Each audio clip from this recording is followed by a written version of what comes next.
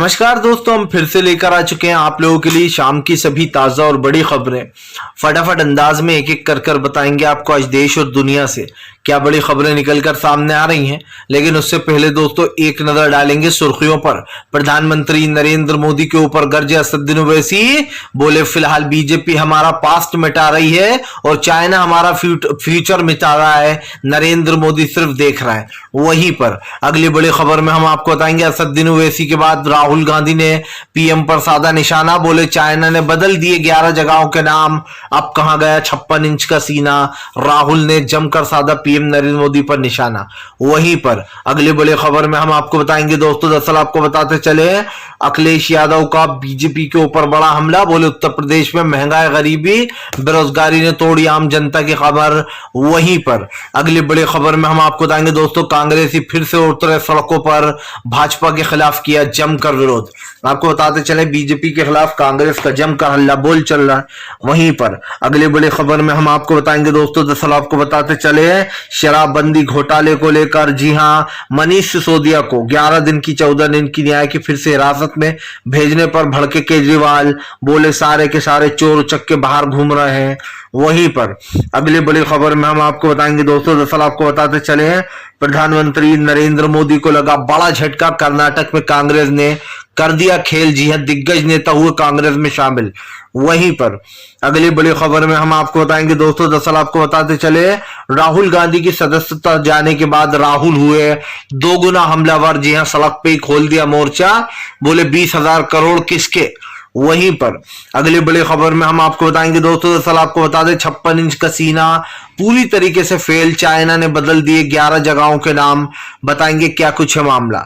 वहीं पर अगली बड़ी खबर में हम आपको बताएंगे दोस्तों, सपा के दिग्गज नेता शफीकुल रहमान का बड़ा बयान, बोले मुगलों ने हमारे देश को सिर्फ दिया ही दिया है, लिया कुछ नहीं है, उनके चैप्टर हटाने पर भड़के। वहीं पर अगली बड़ी खबर में हम आपको बताएंगे दोस्तों, दरअसल आपको बता दें कर्नाटक चुनाव को लेकर कांग्रेस का बड़ा प्लान, बताएंगे आज आखिरकार दिल्ली में कौन सी बैठक होने वाली है। तो सारी खबरें फटाफट अंदाज में देंगे, एक एक कर देंगे। फिलहाल खैर चलिए बढ़ते हैं सबसे पहली और सबसे बड़ी खबर की ओर। दरअसल दोस्तों आपको बताते चले एक बार फिर से राहुल गांधी ने पीएम नरेंद्र मोदी पर बोला बड़ा हमला, बोले चाइना चीन हमारी जगहों के नाम बदल रहा है, पीएम नरेंद्र मोदी चुपचाप खड़े देख रहा है। आपको बताते चले दोस्तों, पीएम नरेंद्र मोदी के 56 इंच के सीने का फिर से राहुल गांधी ने जिक्र कर दिया।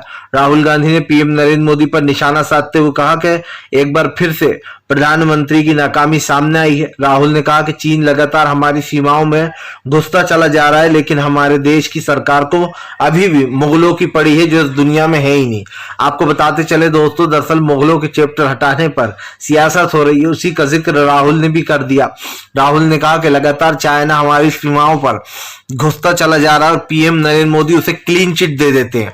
दरअसल आपको बताया दोस्तों, एक बार चाइना ने हमारे देश पर घुसकर सीमाओं में हमला किया था, जिसके बाद पीएम नरेंद्र मोदी ने उल्टा क्लीन चिट दे डाली थी चाइना को और कह दिया था कि ऐसा कुछ नहीं हुआ, कोई नहीं घुसा था। जबकि दोस्तों ये झूठ था, चाइना हमारी सीमाओं में घुसा था और हमारे फौजियों को भी कई लोग उसमें शहीद हो गए थे। वही जिक्र कांग्रेस ने फिर से छेड़ दिया।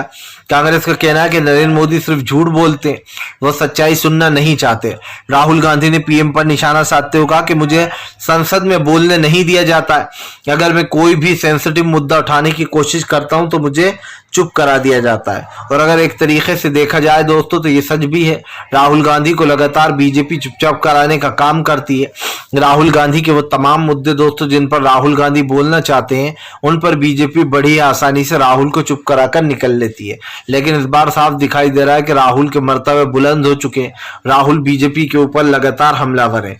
चलिए ये तो साफ हो गया कि राहुल गांधी अब बीजेपी को संसद में नहीं तो सड़क पर घेरेंगे और मेन मुद्दे पर बात करेंगे, सीधी मेन मुद्दे पर आएंगे। चलिए बढ़ते हैं एक और अगली बिग ब्रेकिंग की तरफ। बता दोस्तों अगली जो बड़ी खबर निकल कर आ रही है, असदुद्दीन ओवैसी का प्रधानमंत्री नरेंद्र मोदी के ऊपर बड़ा हमला, बोले प्रधानमंत्री हमारा पास्ट मिटा रहे हैं, चाइना हमारा फ्यूचर मिटा रहा है। आपको बता दें दोस्तों, इतना तो आपको खैर पता ही होगा कि पास्ट क्या होता है। पास्ट यानी कि दोस्तों हमारा बीता हुआ कल। आपको बता दें, दरअसल मुगलों का चैप्टर हटाने पर भड़क गए ओवैसी। ओवैसी का कहना है कि किताबों से मुगलों का चैप्टर हटा देना, जगहों से मुस्लिम जगहों का नाम बदलकर हिंदू जगहों पर रख देना, यहां तक कि हरे रंग को बदलकर लाल रंग कर देना, इससे देश का विकास नहीं होने वाला। ओवैसी ने कहा कि जहां पर भी हिंदू मुस्लिम की बात आती है, बीजेपी के नेता इसी तरीके की चीजें करते हैं। अगर जगह का नाम मुगलों पर है तो बदल दो, अगर किताब में मुगलों का चैप्टर है तो हटा दो। आपको बता दे दोस्तों, यही तो इतिहास है, यही तो इतिहास है जो बुकों में पढ़कर हमें नॉलेज मिलती है। यही तो वो चीज है दोस्तों जो हमें पढ़कर हमें समझ में आता है कि क्या हुआ था, कौन मुगल थे, हमारे देश का इतिहास क्या है, हमारे आने वाले चैप्टर क्या है। आप समझिए, इससे इंसान को जो है बहुत सारी सुविधाएं मिलती हैं। लेकिन दोस्तों जब आप समझिए किताबों से चैप्टर ही हटा दिए जाएंगे तो आने वाली पीढ़ियों को पता कैसे चलेगा मुगल कौन थे, मुगलों ने क्या किया देश के लिए, मुगलों ने कैसे देश पर अत्याचार किए, या फिर मुगलों ने देश के लिए क्या अच्छे काम भी किए, जो भी है। लेकिन दोस्तों इन चैप्टरों को हटाया जा रहा है, जिसको लेकर ओवैसी बीजेपी पर भड़क गए। ओवैसी ने कहा कि इधर पीएम नरेंद्र मोदी पास्ट को मिटाने में लगे हुए हैं, उधर चाइना हमारे फ्यूचर को मिटा रहा है। ओवैसी ने कहा कि चाइना ने 11 जगहों के नाम बदल दिए हैं, और ऐसा चाइना ने पहली बार नहीं किया दोस्तों। इससे पहले भी 2017 में चाइना ने 5 जगहों के नाम बदल दिए थे। आपको बता दें, अरुणाचल हमारे भारत का एक अहम हिस्सा माना जाता है, हमारे भारत का एक अहम अंग माना जाता है। लेकिन लगातार चाइना जो है वो अरुणाचल के हिस्सों में दोस्तों कब्जे कर रहा है और उन जगहों के नाम बदल रहा है। इसी को लेकर सियासत तेज हो गई है। ओवैसी ने कहा कि क्या ताजमहल भी मुझे लगता है पीएम नरेंद्र मोदी ने बनाया होगा, और लाल किला जो है गोडसे ने बनाया होगा, और जितनी चीजें हैं वो सावरकर ने बनाई होंगी। ओवैसी ने सबको घेर लिया, लपेटे में ले लिया। ओवैसी ने नरेंद्र मोदी पर निशाना साधते हुए कहा कि मुगलों का चैप्टर हटा देने से, नाम बदल देने से कुछ नहीं होगा। चाइना उधर हमें घेरने में लगा हुआ और पीएम नरेंद्र मोदी उन मुगलों को मिटाने में लगे हुए हैं। चलिए बढ़ते हैं एक और अगली बिग ब्रेकिंग की तरफ। बता दोस्तों अगली जो बड़ी खबर निकल कर आ रही है, आपको बताते चले दोस्तों, प्रधानमंत्री नरेंद्र मोदी के खिलाफ सड़कों पर पहुंचे कांग्रेसी। कांग्रेस ने बीजेपी का किया भयंकर विरोध। दरअसल दोस्तों पीएम नरेंद्र मोदी के खिलाफ लगातार कांग्रेस सड़कों पर है, और इसका एक रीजन ये भी है कि पीएम नरेंद्र मोदी की जो तानाशाही बढ़ रही थी राहुल गांधी को लेकर, उसको लेकर कहीं ना कहीं कांग्रेसियों का गुस्सा फूटा। आपको बताते चले दोस्तों, पीएम नरेंद्र मोदी के खिलाफ जमकर नारेबाजी की, मोदी अडानी भाई भाई के नारे भी लगे। साफ दिखाई दे रहा है इस वक्त जनता काफी गुस्से में है, खास करके कांग्रेसी राहुल गांधी के समर्थन में। जैसे कि मैंने आपको बताया कि 1 महीने के लिए सत्याग्रह चल रहा है, कांग्रेस रुकने का नाम नहीं ले रही है। कांग्रेस के कार्यकर्ता लगातार नरेंद्र मोदी को घेरने में लगे हैं। ऐसा लग रहा है दोस्तों जिससे अब वाकई में देश बदलाव की तरफ बढ़ रहा है। जिस तरीके से कांग्रेस दोस्तों एक के बाद एक अपना मोर्चा खोल रही है बीजेपी के खिलाफ, इससे ये साबित हो जाता है दोस्तों कि आने वाला कल देश के लिए बहुत हसीन हो सकता है। क्योंकि देश में सरकार बदलेगी, जाहिर सी बात है दोस्तों देश की जो काली नीतियां हैं वो अपने आप बदलेंगी। यही नहीं दोस्तों, राहुल गांधी को लेकर कांग्रेस का ये जो रोष प्रदर्शन चल रहा है, इसको लेकर बीजेपी परेशान है। सुनने में आया बीजेपी इस प्रदर्शन को किसी भी तरीके से रोकने की कोशिश कर रही है। गिरफ्तारियां तो हो ही रही हैं, लेकिन बीजेपी चाहती है कि फिलहाल देश से दोस्तों इनकलाब जिंदाबाद का नारा ही हट जाए। सब जानते हैं दोस्तों, जब जब देश में पाप बढ़े हैं या देश में कुछ ऐसी चीजें हुई हैं तो बीजेपी जो है यहाँ पर निशाने पर आई है। और एक बार फिर से यही दिखाई दे रहा है कि भारतीय जनता पार्टी की जो असलियत है दोस्तों वो खास करके जनता के सामने आई है। कांग्रेस सड़क पर उतरी, आपने किसी को बोलने पर 2 साल की सजा दिलवा दी। ऐसा पहली बार हुआ है और शायद आखिरी बार भी हुआ है, क्योंकि वो राहुल के साथ ही हुआ है।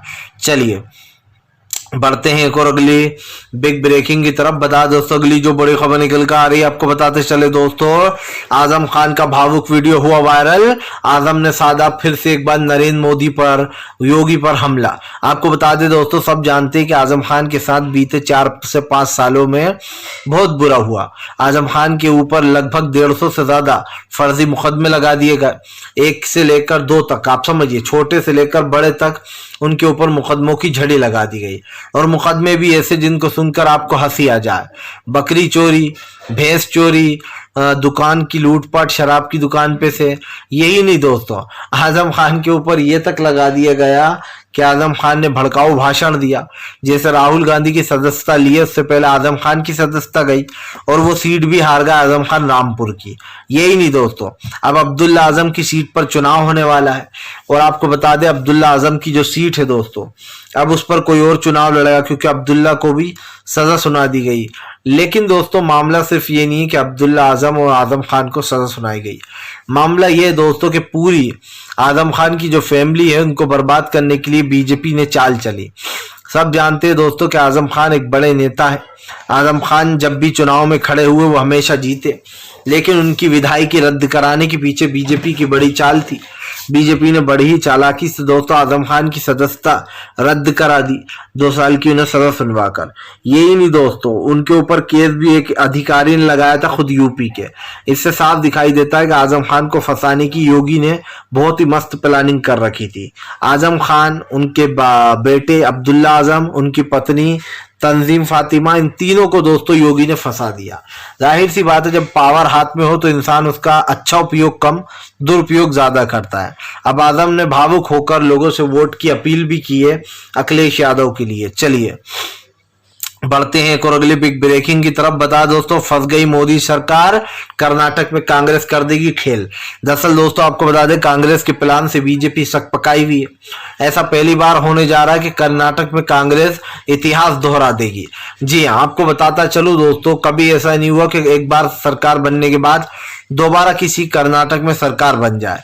हालांकि हम बता दें आपको दोस्तों, राहुल गांधी ने मतलब कांग्रेस की कर्नाटक में सरकार बनी थी, लेकिन बीजेपी ने दोस्तों कांग्रेस की सरकार गिराकर वहां पर खरीद फरोख्त करके अपनी सरकार बना ली। अब आपको बता दें कर्नाटक में बड़ा खेल होने जा रहा है बीजेपी के साथ। कर्नाटक में दोस्तों कांग्रेस फिर से एक बार सरकार बनाने जा रही है। जो आंकड़े निकलकर सामने आए हैं वो ये बताते हैं दोस्तों कि फिलहाल कांग्रेस की प्रचंड जीत होगी और कर्नाटक में कांग्रेस एक बार फिर से अपनी सरकार बना लेगी। आपको बताता चलूं दोस्तों, प्रधानमंत्री नरेंद्र मोदी के खिलाफ जमकर सड़कों पर कांग्रेसी उतर भी रहे हैं। यही नहीं दोस्तों, आज देश में काफी कुछ जो यहाँ पर बदलाव की ओर बढ़ रहा है। आप देख लीजिए कर्नाटक जो है दोस्तों वो अपना इतिहास दोहराएगा। कभी इंदिरा गांधी को कर्नाटक ने जीत दिलाई थी, अब राहुल गांधी को दिलवाएगा। कहते हैं दोस्तों इतिहास अपने आप को जरूर दोहराता है, क्योंकि इंदिरा गांधी की राजनीति भी दोस्तों वहीं से पनपी थी जब वो हार गई थी।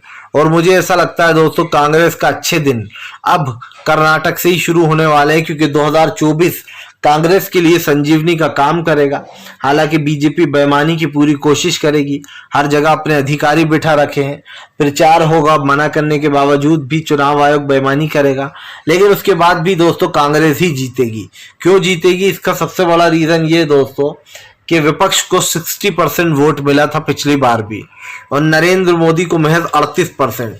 अगर इस वोट शेयर को मिला लिया जाए तो ऐसे को 10 प्रधानमंत्री भी आ जाएंगे ना दोस्तों, तो उन्हें आराम से हराया जा सकता है। बस ये है कि विपक्ष को अपनी आंख कान खुले रखने हैं और दोस्तों विपक्ष को बीजेपी को चुनाव में हराने के लिए सबसे बड़ा शस्त्र है। चलिए बढ़ते हैं एक और अगली बिग ब्रेकिंग की तरफ। बता दोस्तों अगली जो बड़ी खबर निकल कर आ रही है आपको बताते चले दोस्तों, भारतीय जनता पार्टी के ऊपर फूटा पवन खेड़ा का गुस्सा। बोले फिलहाल राहुल गांधी के समर्थन में रहेंगे सड़कों पर, यही दिन रात की नहीं करेंगे चिंता। आपको बता दोस्तों कांग्रेस का लगातार प्रदर्शन चल रहा है, सड़क से लेकर संसद तक कांग्रेस बीजेपी को घेरने में लगी है। उधर दूसरी तरफ आपको बता दें राहुल के समर्थन में आकर पवन खेड़ा ने बड़ी बात बोल दी। पवन खेड़ा ने साफ साफ बीजेपी के ऊपर हमला बोलते हुए कहा कि राहुल गांधी के ऊपर जो कार्रवाई की गई है उसको माफ नहीं किया जा सकता है, राहुल गांधी को जानबूझकर फंसाया गया है। आपको बताते चले दोस्तों राहुल गांधी के समर्थन में लगातार बीजेपी बुरी तरीके से फंसती चली जा रही है। राहुल इस देश के एक ऐसे नेता है दोस्तों जिनको जनता का प्यार और सम्मान दोनों मिलता है। यही कारण है राहुल गांधी के समर्थन में कांग्रेसी सड़कों पर जमकर हल्ला बोल रहा है। इधर दूसरी तरफ पवन खेड़ा ने पीएम पर सवाल उठाते हुए कहा कि चाइना ने हमारी 11 जगहों के नाम बदल दिए हैं। इसके बारे में पीएम 56 इंच का सीना क्या कर रहा है? पवन खेड़ा ने कहा कि सिर्फ कह देने से नहीं होता, पीएम नरेंद्र मोदी की वजह से हो रहा है ये सब कुछ। पवन खेड़ा ने कहा कि पीएम नरेंद्र मोदी बार बार जो चाइना है उसको क्लीन चिट दे देते हैं और यही कारण है जो चाइना जो दोस्तों हमारी जगहों पर अरुणाचल में कब्जे कर रहा है और कब्जे को लेकर सरकार पूरी तरीके से घिरी हुई है। भाई ऐसा तो होना ही था। जब आप चीन को खुद ही क्लीन चिट दोगे और कहोगे कि ऐसा नहीं हुआ, चीन हमारी सीमाओं में घुसा नहीं, हमारे जो फौजी भाई थे जो देश के रक्षक थे फिर उन्हें कौन मार कर गया दोस्तों अगर चीन नहीं घुसा था? तो इतना झूठ बोलती है दोस्तों बीजेपी जिसको हजम करना मुश्किल हो जाए। चलिए बढ़ते हैं एक और अगली बिग ब्रेकिंग की तरफ। बता दोस्तों अगली जो बड़ी खबर निकल कर आ रही है, असदुद्दीन ओवैसी ने दोस्तों नीतीश पर साधा निशाना, बोले नीतीश की नाकामी की वजह से हुई है नालंदा में हिंसा। आपको बताते चले दोस्तों ओवैसी चाहे कुछ भी कह ले, मुझे ओवैसी की बातों में से बीजेपी की बू आती है।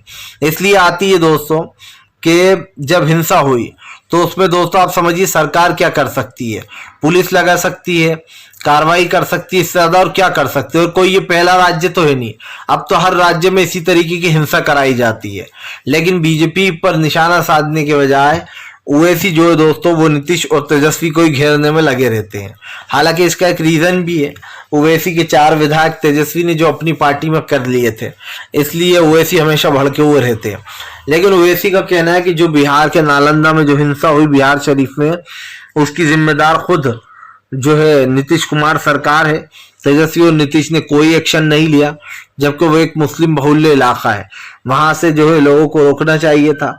उन्होंने ये भी कहा कि मस्जिद की गुंबद जला दी गई, मुसलमानों की दुकानों को जला दिया गया। उसके बावजूद भी जो है उन लोगों के ऊपर अब तक कोई कार्रवाई नहीं हुई है, मतलब तब कार्रवाई होना थी। जबकि दोस्तों नीतीश और तेजस्वी उन हर आरोपी को पकड़ना है जिन लोगों ने ये किया है। देखिए दोस्तों हर चीज में हिंदू मुसलमान घुसाना सही नहीं है और ओवैसी हमेशा हिंदू मुस्लिम पर ही बात करते हैं। ओवैसी की राजनीति इसलिए बेकार लगती है मुझे क्योंकि उनकी बातों का जो फायदा है वो बीजेपी उठाती है और हिंदू वोटरों को भड़काती है। उससे क्या कहती है कि भैया देखिए ऐसे लोग होंगे ओवैसी जैसे लोग, अगर आपने कांग्रेस को वोट दिया तो हमारा देश में हिंदू सुरक्षित नहीं रहेगा, जब तक हमें तब तक ही सुरक्षित। बताइए आप, इससे पहले क्या कांग्रेस की सरकार ही थी दोस्तों, 50 साल तक रही, हमारे हिंदू भाई सुरक्षित थे, हैं और रहेंगे। और बल्कि इस देश में दोस्तों आप समझिए 70 और 30 यानी कि 30% ही सिर्फ देश में मुस्लिम है, 70% हिंदू बहुल्य आबादी है। उसके बाद भी सरकार कितना झूठ बोलती है ये आप खुद देख सकते हैं। सरकार की नीतियां समझ में नहीं आती हैं। और वैसे भले ही ये कहते रहे कि ये हिंसा नीतीश और तेजस्वी की वजह से भड़की, इसको रोका नहीं गया, लेकिन दोस्तों आप समझिए वक्त के साथ ही चीजें रुकती है और करने वालों का दोस्तों कोई मजहब कोई ईमान नहीं होता है। चलिए बढ़ते हैं एक और अगली बिग ब्रेकिंग की तरफ। बता दोस्तों अगली जो बड़ी खबर निकल कर आ रही है आपको बताते चले दोस्तों, अखिलेश यादव का बीजेपी के ऊपर बड़ा हमला। बोले बीजेपी ने जनता का विश्वास खो दिया है, अब कोई मोदी योगी नहीं, अब देश में जो है सत्ता बदलेगी। आपको बताते चले दोस्तों अखिलेश ने बीजेपी के ऊपर हमला बोलते हुए कहा कि ना गन्ना का भुगतान मिलता है किसानों को, ना उनके फसलों के सही दाम मिलते हैं, अभी किसानों की फसलें बर्बाद हो गई, सरकार चुप बैठी हुई है। अखिलेश यादव ने कहा कि फिलहाल बीजेपी सिर्फ देश में धर्म की राजनीति करती है, ये रातों रात जातियां तक बदल देते हैं लोगों की। यही नहीं दोस्तों, अखिलेश यादव ने कहा कि उपचुनाव में हमारी जीत होगी, जनता हमारे साथ है और जनता ने देख लिया है कि बीजेपी क्या कर रही है। आपको बताते चले दोस्तों इन दिनों अखिलेश यादव बीजेपी के ऊपर लगातार हमलावर है, खास करके उपचुनाव को लेकर। सब जानते हैं बहुत जल्दी दोस्तों उत्तर प्रदेश में उपचुनाव है और इसको लेकर कहीं ना कहीं अखिलेश यादव ने बीजेपी पर निशाना साध रखा है। यही नहीं, अखिलेश यादव ने यह भी कह दिया कि फिलहाल जो भी राहुल गांधी के साथ हुआ, उनकी सदस्यता गई, उसका हम खंडन करते हैं क्योंकि विपक्ष के नेताओं को लगातार टारगेट करती है बीजेपी। आपको बता दें दोस्तों अखिलेश के दिमाग में कुछ और ही प्लान चल रहा है। अखिलेश यादव बहुत जल्दी बीजेपी को एक बड़ी मात दे सकते हैं। और यहाँ पर एक चीज साफ हो जाती है दोस्तों, अखिलेश यादव की इस प्लानिंग से बीजेपी पूरी तरीके से फेल होगी। ये नक्की है, ये आप लिख के ले लीजिए, क्योंकि बीजेपी चाहे कितनी कोशिश कर ले, लेकिन दोस्तों बीजेपी अंत में जाकर मात खाई जाएगी। जब जनता के वोट देने का समय आएगा, जनता समझ गई है कि बीजेपी क्या राजनीति कर रही है। फिलहाल दोस्तों वीडियो अच्छा लगे तो लाइक करें, चैनल पर पहली बार आए सब्सक्राइब करें, ताकि ऐसी वीडियोस आगे भी आपको मिल